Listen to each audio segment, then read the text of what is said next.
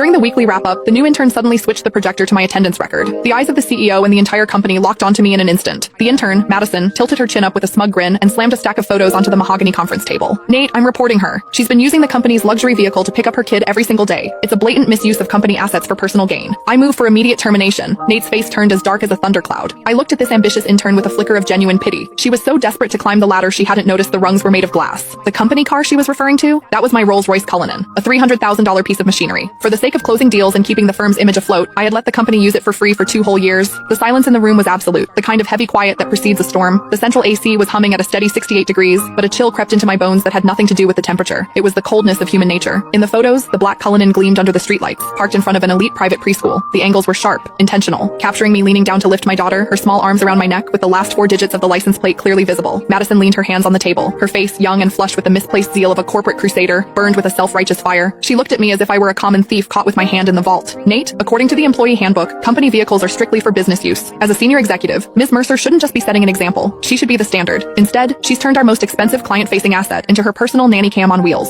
School runs, grocery trips, weekend getaways. It's all here. Her voice was crisp, echoing off the glass walls. She clicked to the next slide, revealing a detailed Excel spreadsheet. I've done the math. Between the commute and the school runs, she's putting an extra 25 miles on the odometer daily. Between the fuel consumption of a V12 and the depreciation, we're looking at thousands in hidden costs every month. And that's not even counting the billable hours she's stealing from the company driver. She turned to the head of the table, Nathaniel Cross. Nate was my college classmate. He was the founder of this firm. In the early days, when he couldn't even cover payroll, I was the one who dipped into my savings to keep the lights on. Later, when we needed to project an image of success to land the big fish, my 5-year-old BMW didn't cut it. Without a second thought, I brought in the Cullinan I'd bought myself as a 35th birthday present, a car I'd owned for less than a month. I told him back then, take it, use it. We need the clients to see we're already in their league. That temporary favor had lasted 2 years. I paid for the gas. I paid the insurance premiums. I covered the maintenance. Sometimes when the driver was overwhelmed, I even drove to JFK myself to pick up VIPs. Everyone in this building knew that car was mine, or at least they should have. But looking at Nate now, there was no defense in his eyes. His brow was furrowed, his fingers drumming rhythmically on the table, a nervous habit he had whenever he was weighing his own interests against someone else's. Diana, Nate finally spoke. His voice was low, coated in a professional coldness that felt like a slap. The evidence Madison provided, is it true? I stared at him, my heart skipping a beat. Is it true? 2 years ago, when he begged me for the car to save face, he said, Diana, I'm so sorry to ask this of you. As soon as we're in the black, I'll buy you a brand new one. 1 year ago, when the cash flow dried up, I used that car as collateral for a bridge loan so he could pay his staff. He told me then, Diana, this car is the company's lifeline. It's your badge of honor. And now, he was asking me if it was true. I scanned the room. George, the sales manager, had used that very car last week to pick up his mother-in-law from the hospital, bragging on Instagram about company perks.